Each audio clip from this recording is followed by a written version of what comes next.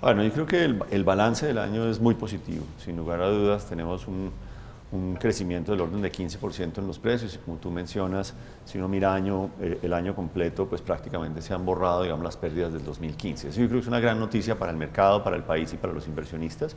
Y lo que, digamos, esto demuestra que algunas personas lo habíamos, digamos, indicado a finales del año pasado, es que la corrección en Colombia que se dio durante el 2015 fue muy, muy fuerte. O sea, realmente la desvalorización y la pérdida de liquidez en el mercado en el 2015 fue muy fuerte, al punto que se veía que había sido inclusive exagerada. Lo que se ha dado este año es como una reversión de ese proceso, en la medida que las condiciones internacionales han podido establecer que, pues, en efecto, esa corrección había sido exagerada. Entonces, los precios en Colombia se han recuperado. Yo creo que esa es una muy buena señal para el mercado y para los inversionistas. Y algo muy interesante, no solamente se han recuperado los precios, sino los volúmenes de negociación, la liquidez, la profundidad del mercado se ha recuperado también, con crecimientos del orden de 25-30% en volúmenes frente al último trimestre del año pasado. Y también hemos tenido digamos, la recuperación o la entrada nuevamente de inversionistas que habían estado más al margen, como pueden ser los fondos de pensiones y las personas naturales. Entonces es un mercado que hoy está en unas condiciones mucho más saludables de lo que vimos el año pasado, y es una buena noticia. Yo diría que hay dos temas fundamentales que hacen que el sistema tributario colombiano esté muy mal diseñado, ¿cierto? El primero es la elevadísima carga tributaria para la actividad formal empresarial.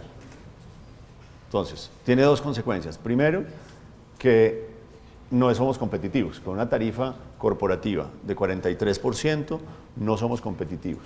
Los países de la OECD están convergiendo a una tasa alrededor del 26-27% de impuesto a las empresas. Colombia este año está en 40% y el año entrante subiría con la sobretasa al CREA al 43%, sin contar impuesto al patrimonio. O sea que estamos, digamos, muy poco competitivos en la tasa corporativa. Entonces, ese digamos, es un efecto. El otro es que al hacer las tasas tan altas, incentiva la informalidad.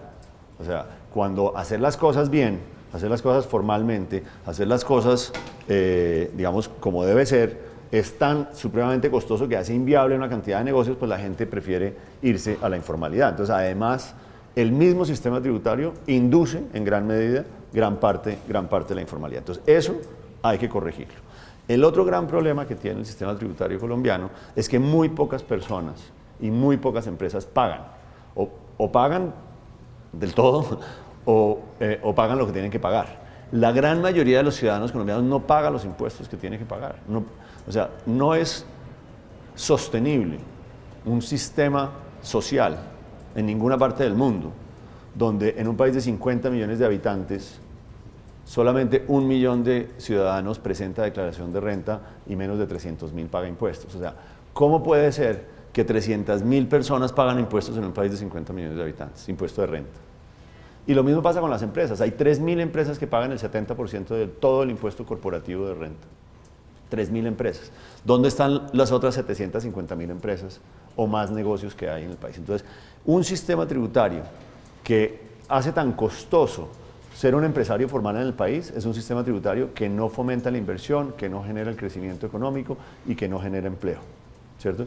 Y un sistema tributario donde muy poquitos pagan para sostener todo el aparato del Estado es un sistema tributario supremamente injusto e inequitativo. Todos los colombianos tenemos que ponernos la mano en el corazón y decir, todos tenemos que contribuir porque esto no es viable si no contribuimos. Entonces, la reforma tributaria tiene que resolver esos dos temas de manera muy clara y muy contundente y darle un mensaje muy claro, no a los inversionistas internacionales, a los inversionistas colombianos. Es que los inversionistas colombianos también se pueden ir de Colombia. Entonces, todos los inversionistas nacionales y extranjeros necesitamos ver un sistema tributario que realmente haga sentido de manera, digamos, sostenida y de largo plazo, el aparato, digamos, de funcionamiento del Estado y financiación del Estado. A ver, yo creo que volvemos al tema fundamental. Colombia tiene que hacer la tarea porque es lo que le conviene a Colombia. Todos los colombianos tenemos que entender que tenemos que construir el mejor país posible para todos nosotros como colombianos.